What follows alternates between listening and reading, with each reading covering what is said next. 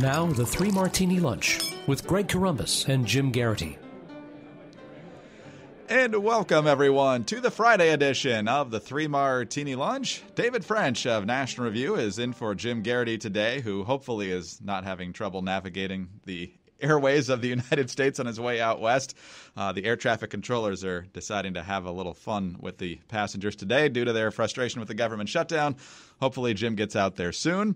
In the meantime, we want to let you know we're sponsored today by Stamps.com. And right now, Three Martini Lunch listeners can get a special offer that includes a 4-week trial plus free postage and a digital scale. Stamps.com. Enter 3 Martini, but much more on that in just a moment. David, first of all, welcome back. Secondly, happy belated birthday. Well, thank you, and thanks for having me. Always good to have you. And as always, when David is here, we have a really slow news day. No, we don't. No, we don't. We go bad, crazy, bad today. And we start with Roger Stone in 2 different ways, bad and crazy. I will read, first of all, from the Associated Press. Roger Stone, a confidant of President Donald Trump, was arrested in the special counsel's Russia investigation in a pre-dawn raid at his Florida home Friday on charges that he lied to Congress and obstructed the probe.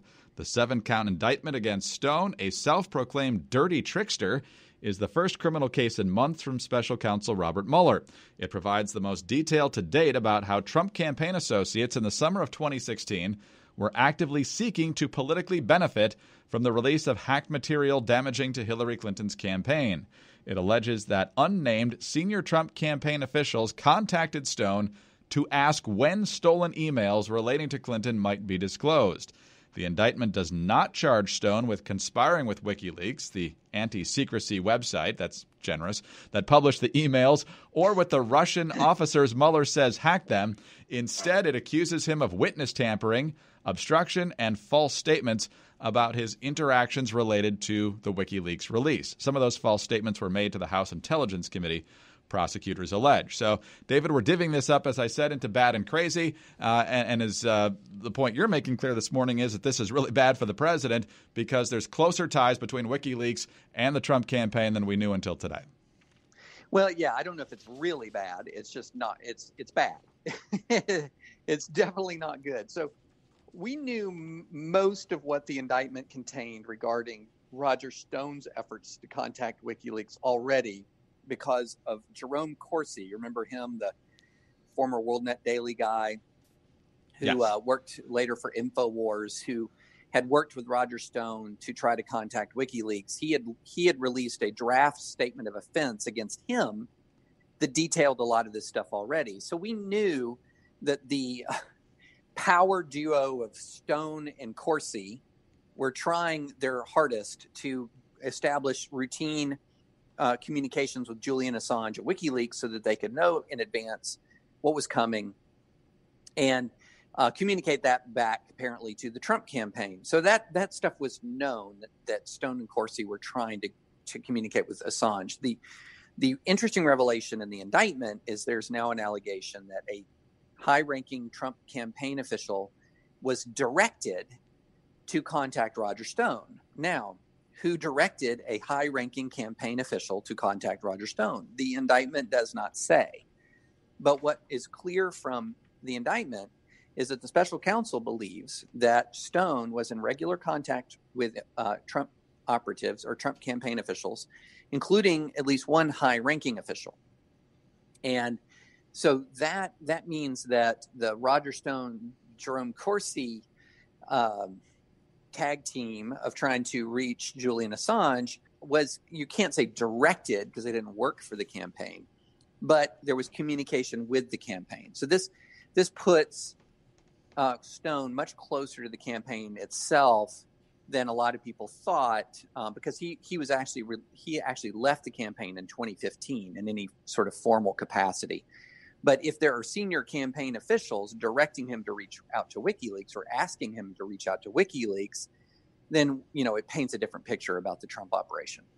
Sure does.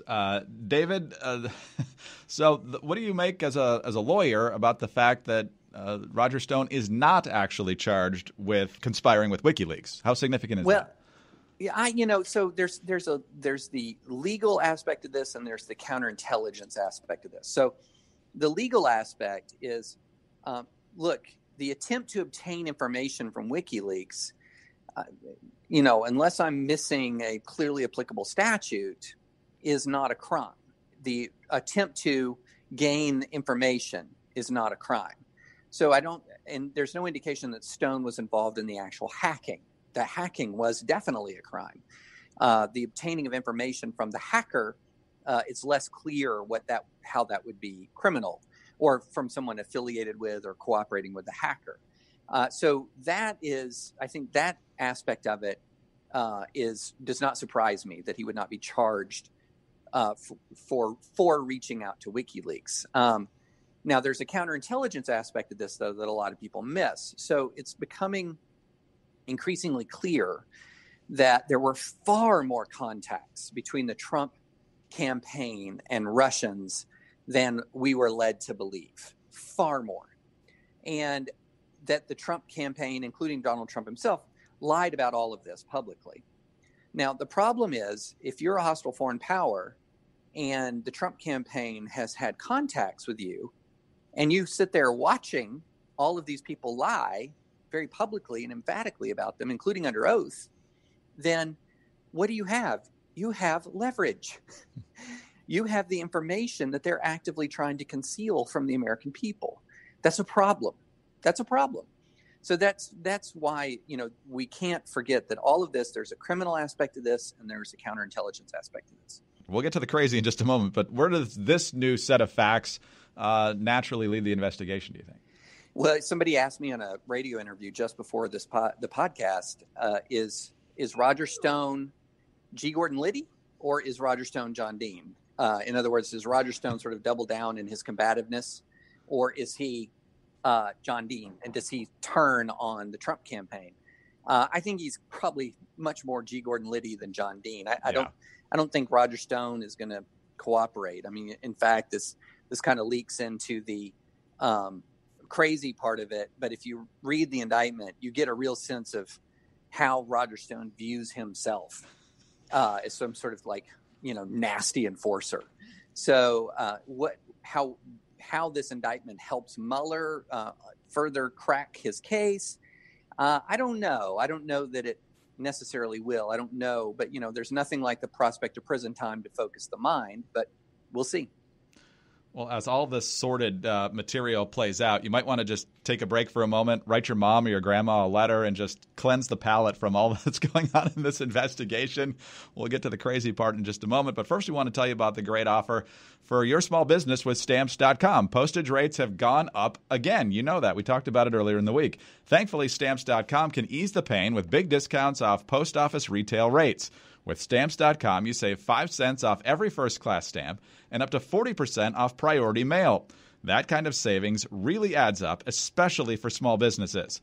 Plus, Stamps.com is completely online, which saves you time. No more inconvenient trips to the post office. Stamps.com automatically calculates and prints the exact amount of postage you need for every letter and every package you send. You'll never overpay or underpay again. Stamps.com brings all the services of the U.S. Postal Service right to your fingertips. Buy and print official U.S. postage for any letter, any package, any class of mail using your own computer and printer. Stamps.com makes it easy. They'll send you a free digital scale, it automatically calculates exact postage. Stamps.com will even help you decide the best class of mail based on your needs. Stamps.com saves you money. They give you postage discounts you can't get at the post office, including 5 cents off every first-class stamp. Bottom line, anything you can do at the post office, you can now do from your desk and save money at the same time. And as I mentioned earlier, 3 Martini Lunch listeners can get a special offer that includes a 4-week trial, plus free postage and a digital scale. So you'll have everything you need to get your packages and letters out. See for yourself why over 700,000 small businesses use Stamps.com. Just go to Stamps.com, click on the microphone at the top of the homepage, and type in 3 Martini, all one word, 3 Martini. That's Stamps.com, and enter 3 Martini. All right, David, palate cleansing over. Back to Roger Stone, and there's quite a lengthy indictment written up here, several pages, couple dozen pages here with the 7 counts and some of the details. And that's where the crazy part comes in here. I've not read it all, but I've seen different parts where Roger Stone is definitely trying to pressure whoever person number 2 is not to testify at all, and raising parallels to The Godfather 2. And there might even be a Godfather 1 parallel since he threatened somebody's dog. I realize it was a horse in Godfather 1, but still, Roger Stone definitely sees himself as, like you said before, kind of a ruthless enforcer. Now you're not up on your current movie references, because the dog moment isn't Godfather 1. That's John Wick. So in John Wick, if you remember, the vengeful killing spree was initiated when someone hurt John Wick's dog, killed John Wick's dog. But yeah, this is nuts. I mean, if you read the text of the emails that are printed in the indictment, you know, if you were a screenwriter in Hollywood trying to write some sort of dime store mob flick, you would say, nah, that language is too caricatured. It's over the top. People don't really talk like that. But it's amazing. I would urge listeners to go download the indictment, take a look at it, and read how Roger Stone threatened witnesses. I mean, literally coming for your dog. And so that's what's crazy about this. I keep going back to this construct time and time again. So the left has sort of said, you know, the conspiracy theory left has sort of said, okay, what we have here is a Trump campaign that is sort of like a Bond villain. Captures visions of people, you know, meeting in bridges in Prague, and they're, you know, conspiring with the Russians to bring an election over to Trump, and these international espionage masterminds. That's sort of the, you know, conspiracy theory left version of it. I think it's much more sort of not a Bond villain. It's more like an Austin Powers movie. And you just have these bumbling people. I mean, you know, the picture it paints of Roger Stone and Jerome Corsi trying so desperately to get in close to Julian Assange, it's just pitiful. So you've got these bumbling people who are trying very hard to get in close contact with Julian Assange. It comes across with Julian Assange being kind of standoffish from him, actually. Doesn't exactly embrace them. I mean, why would he? They seem nuts. and so it really comes across as more bumbling than anything else. But that's consistent with other aspects of this scandal. I mean, you know, here you had an email sent to Donald Trump Jr. that's so on the nose that it actually says that that a representative wants to meet with Trump Jr. to give them official documents on Hillary as part of a Russian plan to help Trump. And he goes, love it, which is crazy. That's not what international masterminds do. And so it's just, you're getting this consistent picture that's being painted of these people of extremely dubious competence who are trying their hardest to get as much information as they can negative about Hillary Clinton, and then they don't care where they get it. WikiLeaks, great. Russian lawyer in Trump Tower, great. You know, however we can get it, we'll get it. And then when all of this starts to unravel, they go, oh, no, that never happened. You see comprehensive lying to conceal a lot of this bumbling. And that's where the lying is getting people. As Jim Garrity has said multiple times on here, David, Hillary Clinton might be enjoying watching some of this unfold, but she has to be reminded as more details come out that she didn't lose to the varsity. You know, that's been something I've been thinking about so much in the last few months. I mean, think about this. Think about what a kingmaker Hillary Clinton is. She runs for president in 2008. Barack Obama is an obscure freshman senator from Illinois, way behind her in the polls, runs against Hillary for a while, and he's a two-term president of the United States. Bernie Sanders, he's not even a Democrat, right? Not even a Democrat. He's a socialist from Vermont, 50 points behind Hillary. He almost becomes a Democratic nominee. Then Hillary helps make Donald Trump president of the United States. Is there a kingmaker like Hillary Clinton in American politics? I don't think so. No, not in the least. And I have to add Roger Stone to my pantheon now of Paul Manafort and Michael Cohen, where if you listen to them for 30 seconds, at no point could they ever be accused of something, and you'll think, no, I don't think they'd ever do something like that. Yeah, you listen to them for 30 seconds and you think, where is there a body in the trunk? Yeah, it really is. They really are almost cartoonish. David, we're already seeing that. Roger Stone just appearing before reporters, flashing the Nixon salute there with both arms raised and two fingers extended. And his line of the day so far, not a surprise from Roger Stone. The only thing worse than being talked about is not being talked about. All right, let's move on to our last bad martini now, David, and let's move away from the Roger Stone story. I'm sure there'll be far more to talk about in the days to come, but I want to talk about another story that ties in very well with an issue that you've been writing about with excellence in the last several days, and that is the assault on Christianity in particular, but religious freedom in general in this country. We saw it with the foaming at the mouth over Karen Pence teaching kids art at a Christian school, and because they have a clause in their contract with parents that they expect them to abide by Christian principles. That was considered bigoted, of course. Then the reaction to the Covington kids on so many different levels was along those same lines. And now the New York Times is stepping in it again. They have a writer named Dan Levin, or Levin, I'm not sure exactly how you pronounce it, but yesterday at 5:51 p.m., he tweets out, "I'm a New York Times reporter writing about hashtag expose Christian schools. Are you in your 20s or younger who went to a Christian school?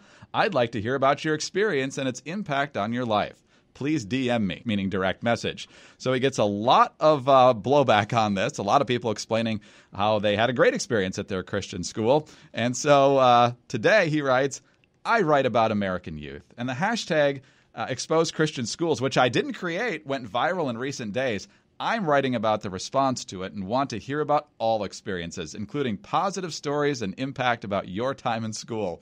Please direct message me. So, David, do you really think that the New York Times was interested in a balanced approach to expose Christian schools?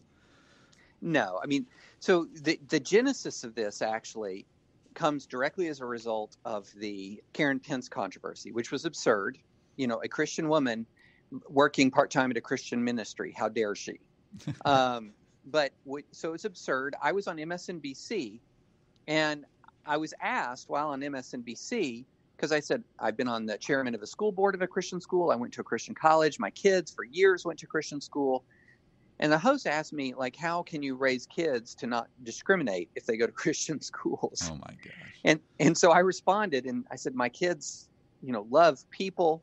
They are, I know kids can be raised not to be discriminators because my own children have gone to Christian school and are wonderful Christian people. But apparently an activist was watching that segment, got really angry at me, and started this hashtag. And it's part of this movement called ex-evangelicals, former evangelicals. And you know how, when you run across people who've, say, left the Catholic Church or left the Baptist Church, often nobody hates Catholics more than an ex-Catholic, or nobody hates Baptists more than an ex-Baptist. So you've kind of got that dynamic. And it started this Expose Christian Schools hashtag, which, because it was, very much on the left, certainly would catch the attention of reporters who are themselves, kind of lurking in those quarters of Twitter. So that doesn't surprise me that this got some mainstream media coverage. It will be very interesting to see what kind of story that they'll write. But the fact of the matter is, there are millions of people who've gone to Christian schools. And if you want to find a bad story in those millions of people, you can find them. But where's the hashtag expose public schools, for crying out loud? You want to hear stories about how bad public schools can be? Let's have at it. I mean, this is absurd. It's absurd. It's trying to indict an entire movement through anecdotes, and that is sloppy. Very sloppy and very leading with the effort here. And this question probably doesn't even need an answer, but can you imagine the reaction if it was a different faith than Christianity that was in that hashtag? Expose madrasas, yeah. Expose, yeah. You just can go down the line. I mean, It's absolutely absurd. But what's very disturbing is we're now seeing, from the Covington Catholic story, where people immediately stampeded to the worst possible interpretation, to the Karen Pence story, we're beginning to see, and really to fall out over Kavanaugh, we're really beginning to see a massive backlash against Christian education on the left. And let's not forget, in the Obergefell oral argument, the Obama Solicitor General did not reassure Justice Alito that tax exemptions for Christian colleges would be safe post-gay marriage. In fact, he very intentionally left that question open. So I do wonder if there's a next Democrat, when there's a next Democratic administration, is what action will be taken against Christian schools, if any.